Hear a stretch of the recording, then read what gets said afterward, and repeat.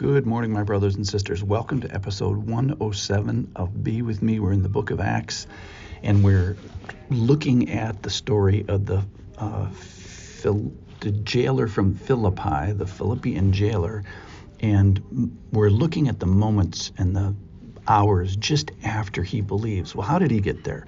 Remember, the night started by him putting Paul and his buddies in stocks after they were beaten by the magistrates and their little mob, and he doesn't dress their wounds. He puts them in stocks and makes them secure. Then at midnight there's an earthquake, and it's a miraculous earthquake in that it loosens bonds. It doesn't just knock things down, it actually loosens metal.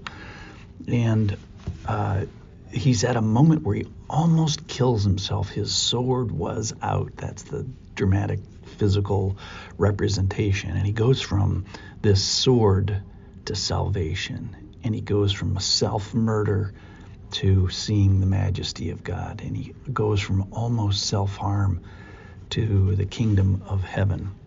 So he has this whole worldview, this Copernican revolution, where he starts the night with fear of the Romans and Claudius and the authorities, and he ends it with the fear of the Redeemer, the fear of God, and I mean that in a good way. And then the story's just happy. He gets his family hears, they believe. All right, so here's the story. It's from Acts chapter 16, and I'll start with verse 31. And they said, "Believe in the Lord Jesus, and you will be saved, you and your household." And they spoke the word of the Lord to him and to all who were in his house. And he took them the same hour of the night and washed their wounds, and he was baptized at once, he and all his family. Then he brought them up into his house and set food before them, and he rejoiced along with his entire household that he had believed in God. But when it was day, the magistrates sent the police, saying, "Let those men go."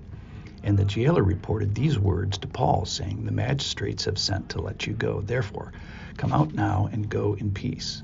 But Paul said to them, "They have beaten us publicly, uncondemned, men who are Roman citizens, and have thrown us into prison.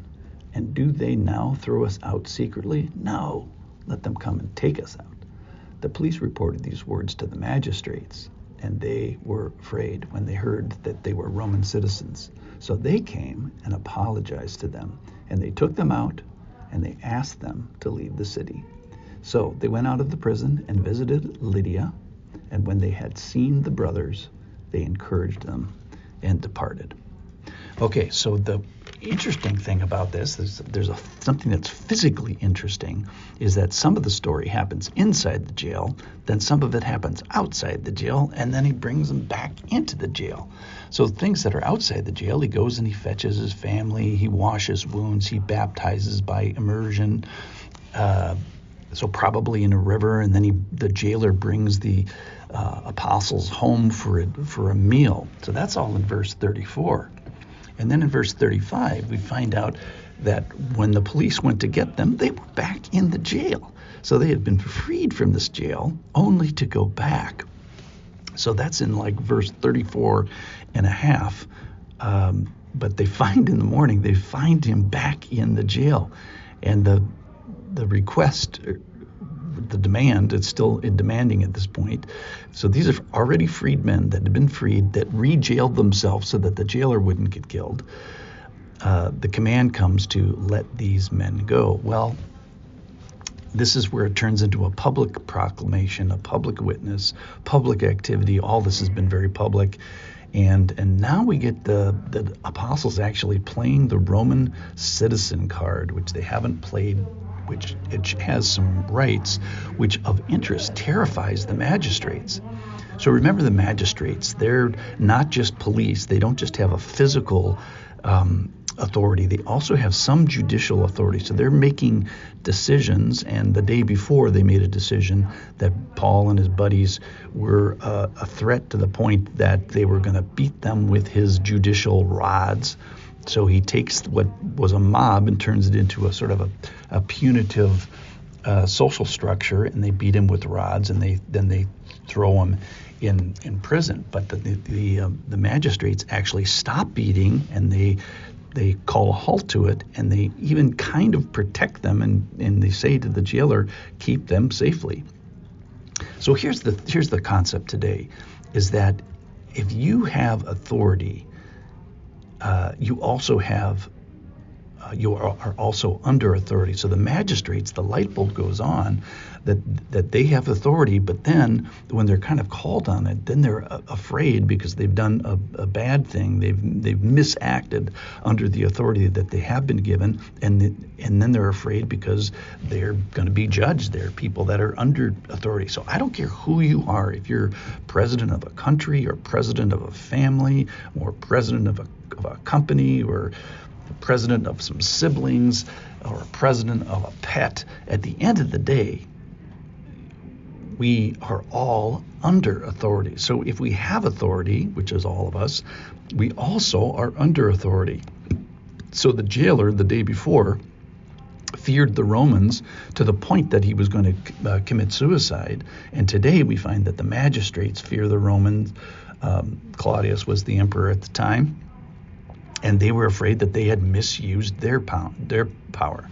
So then finally we get this change of tone where there's an apology, they request, they go and visit him, they escort them out personally, and then they go and visit Lydia, which is so great because she's the first European convert. That is, she's the first convert in Europe. She's actually a foreigner, an immigrant. She's actually from Asia. And we also find out that the church is growing, thriving. How do we know that? Well, now there's brothers involved. There's some men in the church as well, when we hadn't heard that to date. All right, so I'm calling today authority over equals authority under, in that it's a sober look at authority, that we've been given authority over stuff, but we also are all under authority.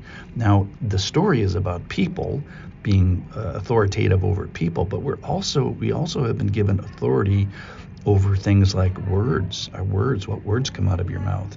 We've also been given authority of what actions do we have, or even what are our thoughts. We've been given authority over that as well, and soberly we're going to have to all answer for that, and we're all under authority.